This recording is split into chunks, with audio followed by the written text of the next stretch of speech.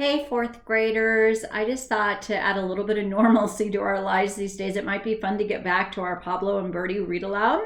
I found it online at the library. So I'm going to start in chapter 24 and I'm going to read for about 10 minutes each day, post it to Seesaw. And if you want to make comments on things you liked about the story or anticipation questions, I think it would be fun for you guys to jump in. And I know you're on spring break. So if you want to wait and listen to the story next week, that would be okay too. But I just thought it would be fun. And I was kind of wondering what's going to happen to Pablo and Birdy. So here we go. Chapter 24. The next night, Pablo sat at the kitchen table painting more tiny parrots. It was hard to keep up with them. They sold so fast, especially the ones of Peaches, who looked quite a bit more noble, majestic even, in Pablo's paintings than she did in real life. Plus, no one could hear her squawking. Emmanuel is making black beans and rice and fried plantations, which he called the national dish of Cuba.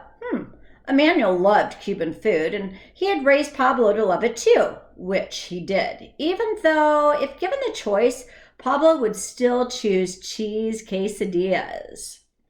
Birdy was restless, hopping from the table to the floor, fluttering up to the living room window, and then back down again. Pablo was restless too, but only on the inside.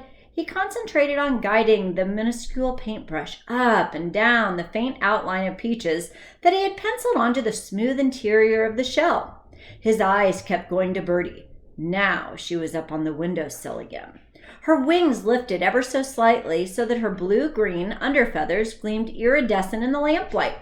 Emmanuel? Pablo wanted to talk to him about Birdy. It was on the tip of his tongue to bring it up, but what would he tell him? What, that he'd found her on the cable in the middle of the night?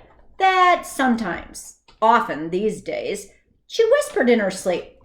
And maybe even said actual words, loud words. If in fact she was the one who had spoken in the man's voice the other night.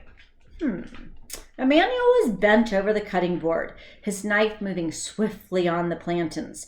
Rice and black beans, each in a covered pot, simmering on the back burners. The smell began to fill the room. Pablo's mouth watered, and he concentrated on painting the curve of Peaches' considerable wingspan. Now was not the time to talk to Emmanuel about Birdy. It was just make everything more complicated than it already was. You have a question, mi Pablito? Yeah. Is it okay if I put on some music? Emmanuel looked up and smiled. Sure, as long as it's you know who. I don't think we know who he likes, do we? Let's find out. Well, her wings lifted ever so slightly so that her blue-green underfeathers gleamed. Again. Now this meant the Buena Vista Social Club, Emmanuel's favorite music, must be coming on. New news. He said this reminded him of old Cuba, which was where his family had come from when he was a little boy. We're a nation of immigrants, he had told Pablo many times. Isla, especially. Almost everyone who lives in this country came from somewhere else, like my family from Cuba, and Lula's from Haiti. Pierre, too. He came from Saskatchewan, Canada, even though he tries to pretend it was France instead. This conversation usually happened around the time of Pablo's non-birthday. Pablo was pretty sure that Emmanuel was trying to make him feel better because he too had come from somewhere else. It didn't make him feel better though. Emmanuel's parents had passed away, but Emmanuel knew who they were and where his whole family had come from. He knew his own story, whereas Pablo, he didn't. It's not the same, he wanted to say whenever Emmanuel brought it up, but he had always kept quiet. But tonight, he had questions that just wouldn't go away. Emmanuel, why did your father leave Cuba? He had asked. For the same reason most people leave their home, Pablito, Emmanuel had said, to make a new life somewhere. But why? Pablo persisted. Why would anyone want to leave their home? Emmanuel stirred the beans. Around and around and around went the spoon. It took him a very long time to answer this. It's not always a question of want, my boy. Countries can be like families.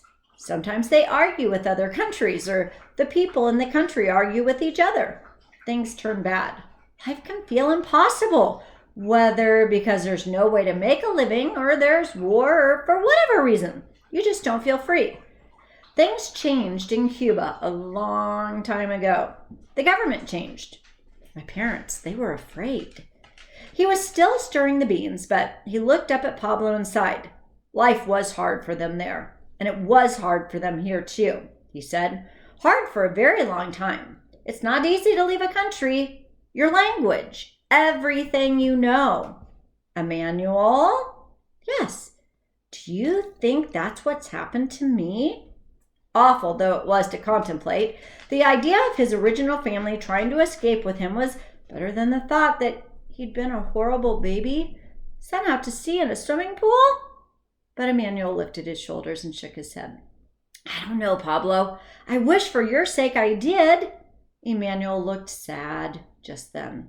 So sad that Pablo felt bad for asking his questions. After all, he had a family, didn't he? He had Emmanuel. He had Birdy. He had his friends. Oswald, especially. Oh, and Lula and Pierre. They were like family. Just think of the poor little thieving dog, who, from the scrawny, matted look of him, he didn't have anyone at all. I wonder where the perrito sleeps at night, said Emmanuel, as if he could read Pablo's mind. He dropped the plantains into the hot frying pan, laced his fingers together behind his head, stretched, and yawned. I wish I knew if it's him who eats the food we leave out for him.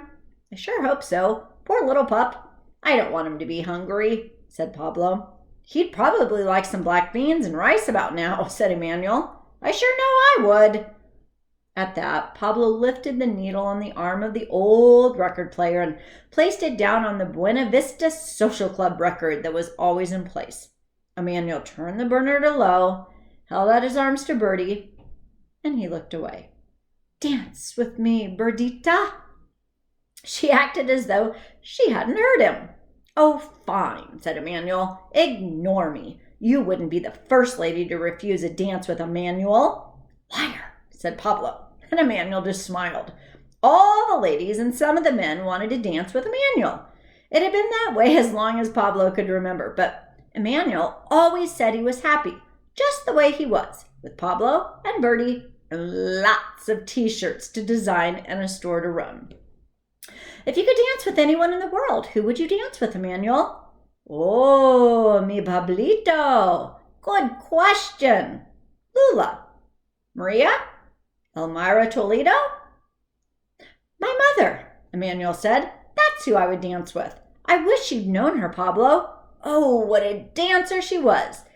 He circled slowly around the kitchen, his arms around his imaginary partner. So, my boy, he said mid-twirl, there's something else I've been wanting to talk to you about. It has to do with your birthday. It's not even my real birthday. Pablo looked up from his painting in surprise. Had he actually said that out loud? No, surely he hadn't. He hadn't said anything. Emmanuel had stopped dancing and looked as surprised as Pablo felt. Pablito? Emmanuel said, but Pablo shook his head. They both turned and looked at Birdy, who was standing on the windowsill with lifted wings. She strained her head forward and opened her beak. Pablo heard his own voice again, even though that couldn't be, because his mouth was shut tight. It's not even my real birthday, said Birdy again, in Pablo's voice, right?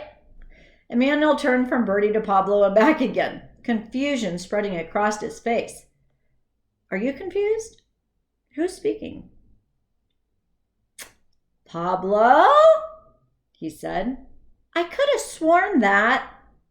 It was me, said Pablo, lying instantly. I've been practicing ventriloquism. I'm doing really good, aren't I?